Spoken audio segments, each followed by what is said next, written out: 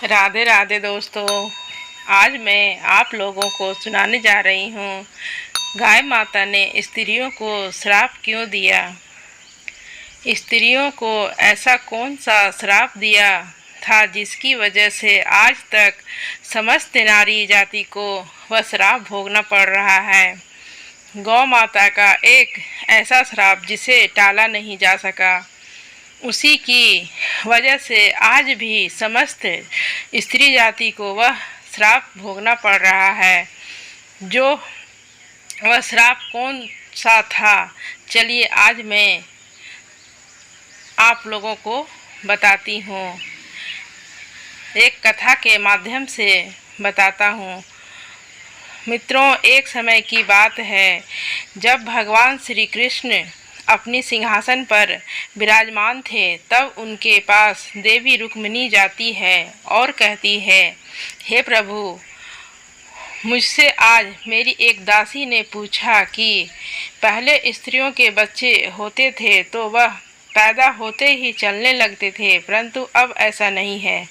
यह क्यों है प्रभु? मुझे इस प्रश्न का उत्तर ज्ञात नहीं था, इसलिए मैं आपके पास आई हूँ। कृपया आप मुझे इस प्रश्न का उत्तर बताएं। तब श्री कृष्ण कहते हैं, हे रुक्मिणी, तुम्हारा यह प्रश्न समस्त नारी जाति के लिए अत्यंत महत्वपूर्ण है। अगर तुम इस प्रश्न के उत्तर को जानना चाहती हो तो ठीक है, मैं तुम्हें एक कथा सुनाता हूँ। तुमको इस कथा के माध्यम से पता चल जाएगा कि किस वजह से स्त्रियों को संतान पैदा होते ही चल नहीं पाते हैं। तब देवी रुक्मिणी कहती है, हे प्रभु, मैं इस कथा को पूरा सुनूंगी, कृपया आप कथा को सुनाइए। तब श्री कृष्ण कहते हैं, हे रुक्मिणी, एक नगर में एक सदानंद नामक व्यक्ति रहता था। सदानंद एक स्वार्थी व्यक्ति था। सदानंद के पास में एक गाय थी। वह जब गाय दूध देती थी और वह सदानंद उस गाय को हरा भरा चारा खिलाकर उसका दूध निकाल करके उस दूध का क्रय विक्रय किया करता था।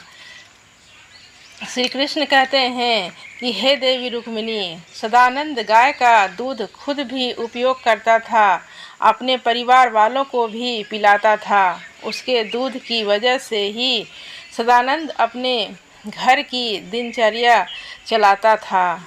श्री कृष्ण कहते हैं कि हे रुक्मिणी, धीरे धीरे सदानंद का समय इसी तरह से व्यतीत हो रहा था। कुछ दिनों बाद एक समय आया कि जब सदानंद की गाय ने दूध देना बंद कर दिया।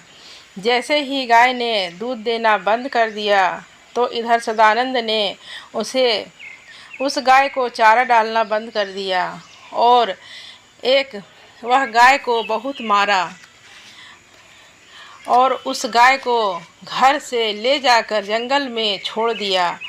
अब वह गाय बेचारी अकेली पड़ गई।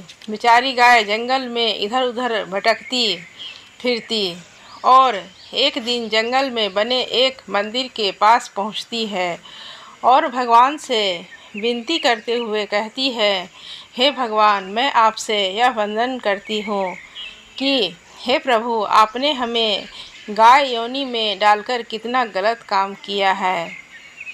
श्री कृष्ण कहते हैं कि हे रुक्मिणी, वह गाय कहती है, देखिए, जो आपकी 84 लाख योनियों में सर्वश्रेष्ठ योनि मानव की है, वह कितना पाप और कितना दुष्कर्म करता है।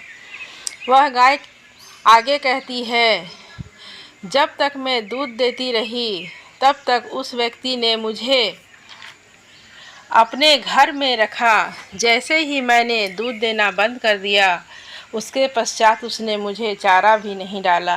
इतना ही नहीं, उसने तो मुझे घर से बाहर निकाल दिया। अब मैं इधर उधर भटक रही हूँ। अब जंगल में घास खा करके मैं अपने पेट को भरती हूँ। हे भगवान, आपने जो सर्वश्रेष्ठ योनि बनाई है, यह तो कितनी स्वार्थी और लालची है।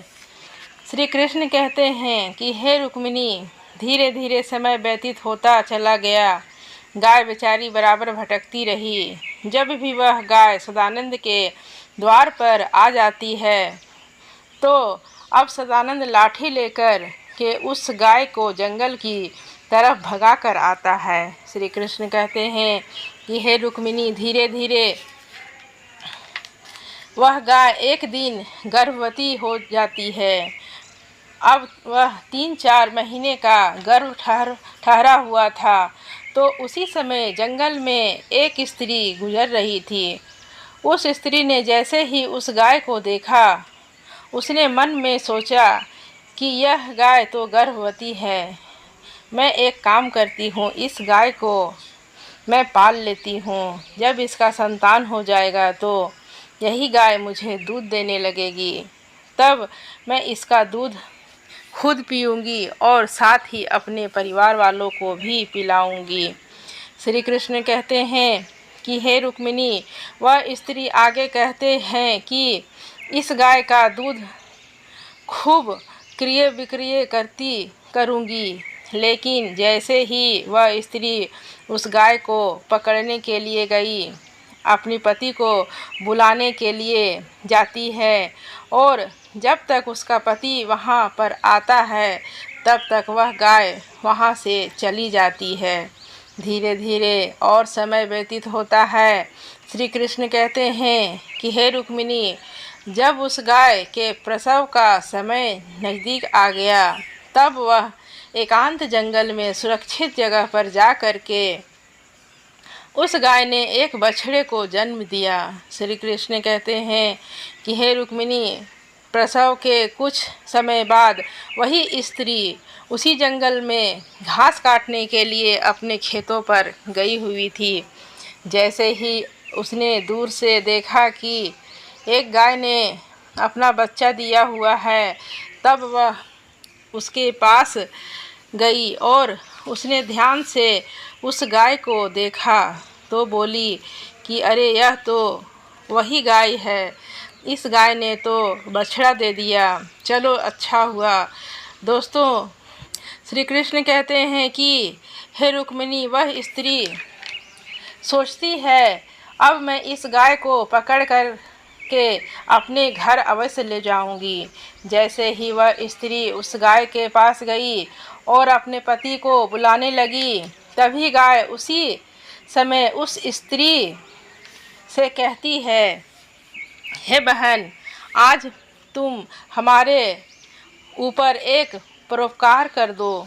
यह हमारा जो संतान है यह पीछे पड़ा हुआ है, इसे उठाकर तुम गर्दन के ऊपर रख दो।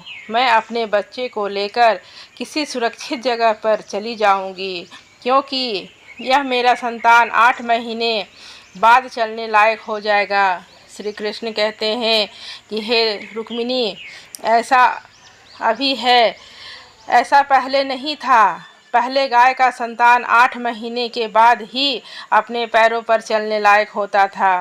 लेकिन जैसे ही उस स्त्री ने गाय की बात सुनी तो वह बहुत ज़ोर ज़ोर से हंसने लगी। वह कहने लगी, तुम्हारा संतान इतना गंदा है, इतनी गंदगी में यह पड़ा है, मैं तुम्हारे बच्चे को उठा कर के तुम्हारे कंधे पर क्यों रखूं? मैं तुम्हारे ऊपर यह परोपकार क्यों करूं? जैसे ही उस स्त्री ने उस गाय का मजाक बनाया, उस समय गाय बेचारी असहाय थी, वह अपने बच्चे को उठा नहीं सकती थी।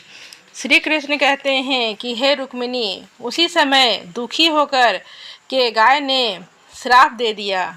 उसने श्राप देते हुए कहा कि जाओ, आज से तुम्हारा संतान जन्म लेने के बाद 8 महीने बाद ही अपने पैरों पर चलने लायक होगा, और जो यह मेरा संतान आज के बाद पैदा होते ही बहुत जल्द अपने पैरों पर चलने लगे के लायक हो जाएगा। श्री कृष्ण कहते हैं कि हे रुक्मिणी, इसी श्राप के कारण महिलाओं का संतान अपने पैरों पर पैदा होते ही नहीं चल पाता, क्योंकि गाय माता ने समस्त स्त्री जाति को श्राप दिया है। परंतु गाय माता का जो संतान होता है वह तुरंत चलने लायक हो जाता है। अब श्री कृष्ण कहते हैं कि हे देवी रुक्मिणी, अब तो आपको पता चल ही गया होगा कि आखिर किस कारण से स्त्री का संतान पैदा होते ही नहीं चल पाता, और वह कौन सा श्राप है जो गाय ने स्त्री को दिया। तब देवी रुक्मिणी कहती है कि हाँ हे प्रभु, अब मुझे मेरे प्रश्न का उत्तर मिल गया है। मित्रों, कहा जाता है कि सतयुग में जिस समय सुखदेव जी पैदा हुए थे, तो सुखदेव पैदा होने के तुरंत बाद ही अपने पैरों पर चलने लगे थे, और वेद व्यास जी भी जन्म के तुरंत बाद ही अपने पैरों पर चलने लगे थे। यह बात सतयुग की है, सतयुग की थी। लेकिन कलियुग में ऐसा नहीं है, क्योंकि गाय ने समस्त नारी जाति को श्राप दिया है। उसी दिन से समस्त स्त्रियों के जो बच्चे पैदा होते हैं, होते ही चलने लग जाते थे, उनकी प्रक्रिया वहीं रुक जाती है। गाय के श्राप के कारण ही स्त्री का संतान 8 महीने बाद चलने लायक होता है।